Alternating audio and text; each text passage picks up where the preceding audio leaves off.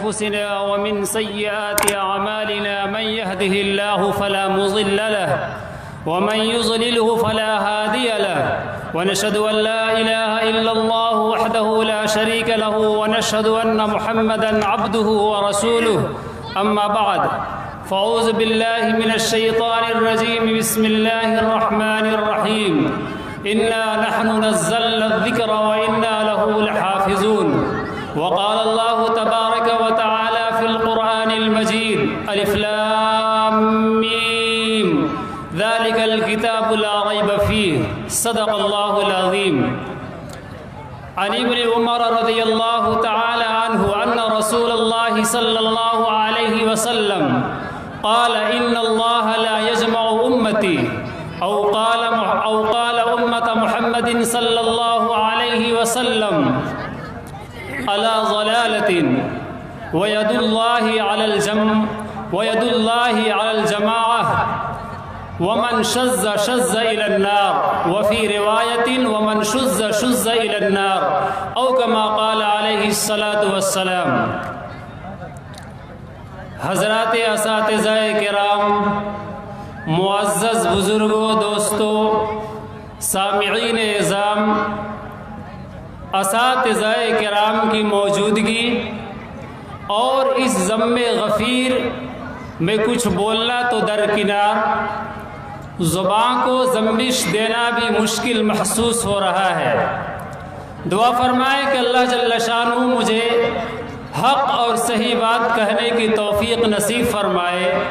ہمارے اساتذہ کرام کی موجودگی میں آج سبق سنانے کے لیے چند منٹوں کے لیے میں آپ کے روبرو حاضر ہوا ہوں، اس امید کے ساتھ کہ میری بات کو بغور سنا جائے اور اللہ جل شانہ اس پر ہمیں بھی اور آپ تمام کو اس پر عمل کی توفیق نصیب فرمائے.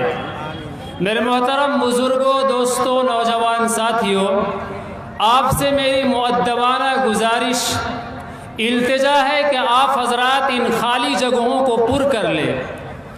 سامنے کی جو جگہیں خالی پڑی ہوئی ہیں ان جگہوں کو آپ اس عظیم الشان قرآن کریم کانفرنس میں تشریف لائے ہیں.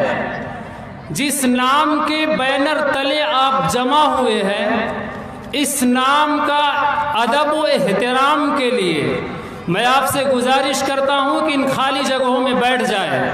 قرآن مقدس کا ادب و احترام ہمارے اور آپ کے دلوں میں ہے اور ایمان و یقین قرآن کریم پر ہے. میرے محترم بزرگوں اور دوستوں، قرآن کریم پر شکوک و شبہات، قرآن کریم پر الزامات آج سے نہیں بلکہ جب سے قرآن مقدس کی پہلی آیت کریمہ ہمارے اور آپ کے نبی جناب محمد الرسول اللہ صلی اللہ تعالی علیہ وسلم پر غار حرا میں نازل ہوئی، اقرأ بسم ربک الذی خلق خلق الانسان من علق، جب یہ شروع کی 5 آیتیں نازل ہوئی، اسی وقت سے مشرکین مکہ نے آپ صلی اللہ علیہ وسلم پر اعتراضات شروع کیے اور سلسلہ رکا نہیں بلکہ یہ سلسلہ چلتا رہا اور یہ سلسلہ صبح قیامت تک چلے گا. دشمنان قرآن اور دشمنان اسلام قرآن کی حقانیت پر شکوک و شبہات میں لوگوں کو مبتلا کریں گے، خود بھی ایمان نہ لائیں گے اور دوسروں کو بھی ایمان سے روکیں گے.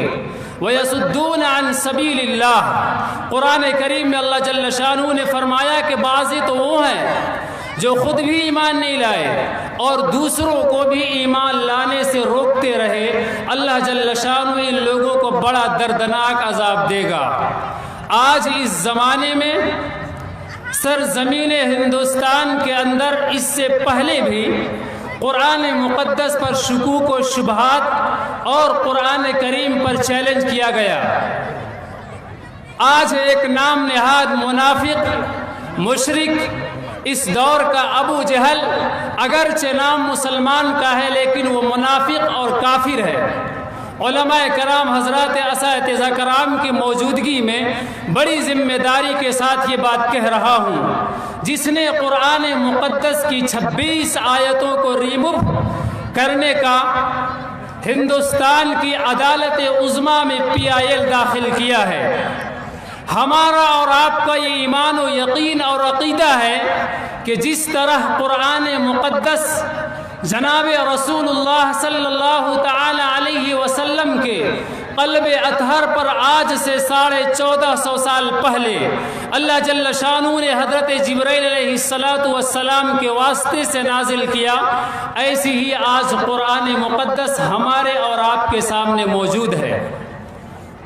میرے محترم بزرگوں اور دوستو، قرآن کریم کے بارے میں اس جاہل اور احمق کا ایک اعتراض یہ ہے کہ اس نے اپنے PIL جو داخل کیا ہے اس میں یہ کہا ہے کہ قرآن کریم کو محمد الرسول اللہ صلی اللہ علیہ وسلم کے زمانے میں یا آقا نامدار نے نہیں لکھا، بلکہ بعد میں حضرت عثمان رضی اللہ عنہ نے لکھا، یا اس نے یوں کہا ہے بالفاظ دیگر کہ تینوں خلفائے راشدین سیدنا حضرت ابو بکر، سیدنا عمر ابن خطاب اور سیدنا عثمان ابن عفان رضی اللہ عنہم نے جمع کیا اور لکھا ہے، اور زبردستی قرآن کریم کے اندر ان 26 آیتوں کا اضافہ کیا گیا ہے جو محمد الرسول اللہ پر نازل نہیں ہوا، اس کا یہ اعتراض ہے۔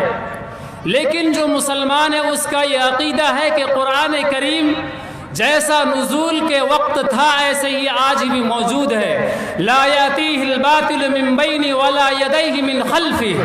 اللہ جل شانہ نے قرآن کریم میں بیان فرمایا کہ قرآن کریم ایک ایسی واحد کتاب ہے جس میں نہ دائیں سے نہ بائیں سے نہ آگے سے نہ پیچھے سے باطل گھس ہی نہیں سکتا، نہ کسی چیز کو قرآن کریم میں داخل کیا جا سکتا ہے، نہ قرآن کریم سے کسی چیز کو نکالا جا سکتا ہے۔ جس طرح جناب رسول اللہ صلی اللہ تعالی علیہ وسلم کی زندگی میں قرآن تھا، ایسی ہی قرآن کریم قیامت کی صبح تک رہے گی۔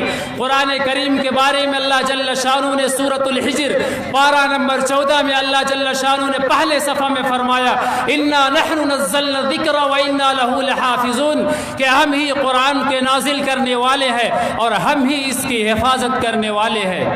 جس چیز کی ذمہ داری اللہ جل شانہ لے لے اس چیز کی ذمہ داری سے کبھی اللہ جل شانہ غافل نہیں ہوتے۔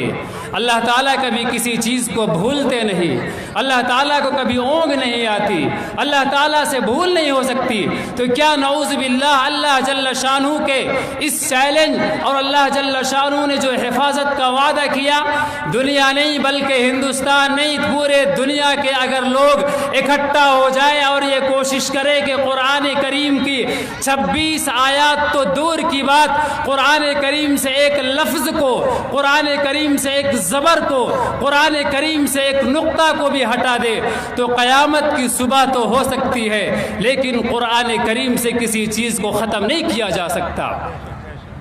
اللہ جل شانہ نے اس دنیا کا نظام ایسا بنایا ہے اور قرآن کریم کی ایسی حفاظت کی ہے اللہ جل شانہ نے کہ باضابطہ قرآن کریم کی تعلیم 24 گھنٹہ جاری رہتا ہے۔ کبھی ایسا لمحہ اس دنیا کے اندر نہیں آتا کہ قرآن کریم کی تلاوت نہ ہوتی ہو۔ پوری روئے زمین کے اندر اللہ جل شانہ نے یہ سولر سسٹم، یہ نظام، یہ دن اور رات کا وقت جو اللہ جل شانہ نے بنایا، ایسا بنایا ہے کہ 24 گھنٹہ کے 24 گھنٹہ ہمیشہ قرآن کریم کے تلاوت کرنے والے لوگ موجود ہیں۔ چنانچہ محققین فرماتے ہیں کہ دنیا کے انتہائی مشرق میں ایک ملک ہے جس کا نام ہے فیجی۔ جب اس ملک میں فجر کا وقت شروع ہوتا ہے اور اس ملک میں فجر کا جب وقت ختم ہوتا ہے تو دنیا کا ایک دوسرا ملک جسے ہم اور آپ آسٹریلیا کے نام سے جانتے ہیں، اس ملک میں فجر کا وقت شروع ہوتا ہے۔ چنانچہ جب فیجی میں فجر کا وقت شروع ہوتا ہے تو اللہ جل شانہ کے بہت سارے بندے فجر میں قرآن کریم کی تلاوت کرتے ہیں۔ فیجی میں جب فجر کا وقت جیسے ہی ختم ہوا، آسٹریلیا میں فجر کا وقت شروع ہوتا ہے۔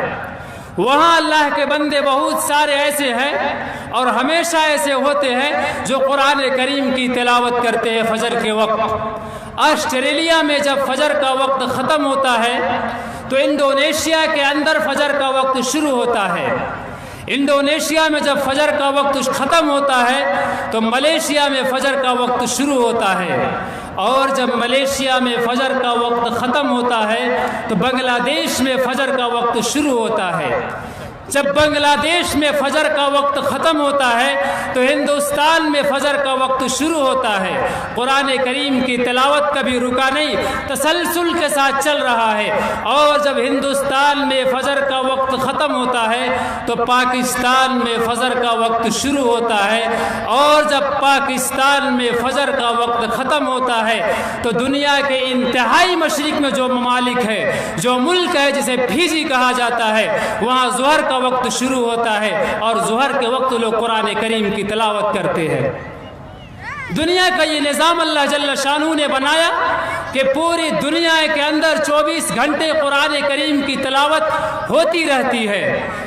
میرے محترم بزرگ اور دوستو، آج جو یہ اعتراض کیا جاتا ہے کہ قرآن کریم محمد رسول اللہ صلی اللہ علیہ وسلم کے زمانے میں لکھا ہوا نہیں تھا، اس سوال کا جواب اگر ہم اور آپ قرآن کریم سے تلاش کریں تو قرآن کریم کے اندر یہ بات موجود ہے۔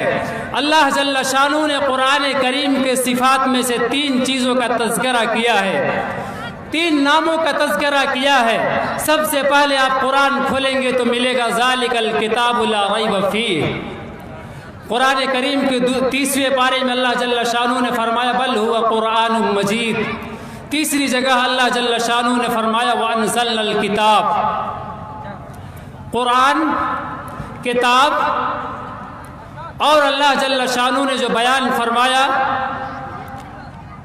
وہ اللہ جل شانہ نے فرمایا کتاب، قرآن، اور ایک چیز اور بیان فرمایا اللہ تبارک و تعالی نے ذالک الکتاب لا ریب فیہ، اور اللہ نے فرمایا کلام، قرآن، کلام، کتاب۔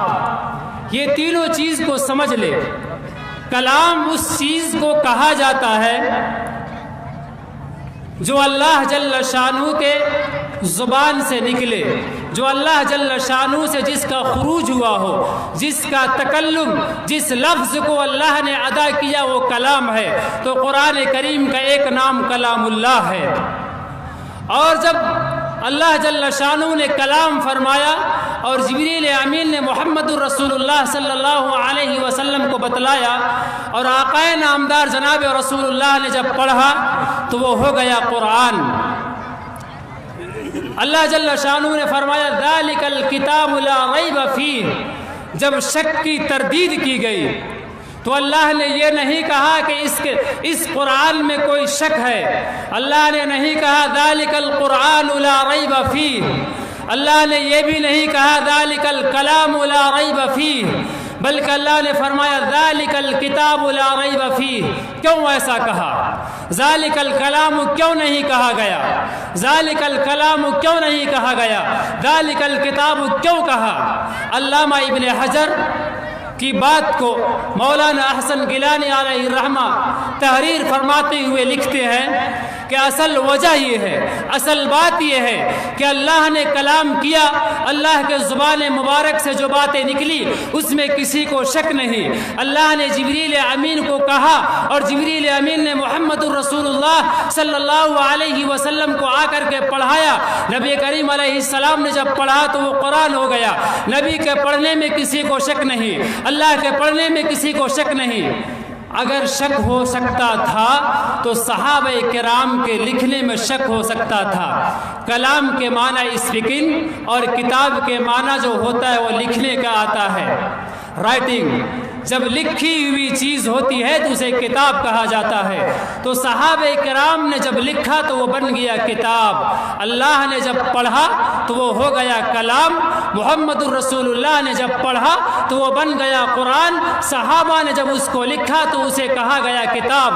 تو اللہ نے کہا اللہ کے پڑھنے میں بھی کسی کو شک نہیں, محمد الرسول اللہ کے پڑھنے میں بھی کسی کو شک نہیں.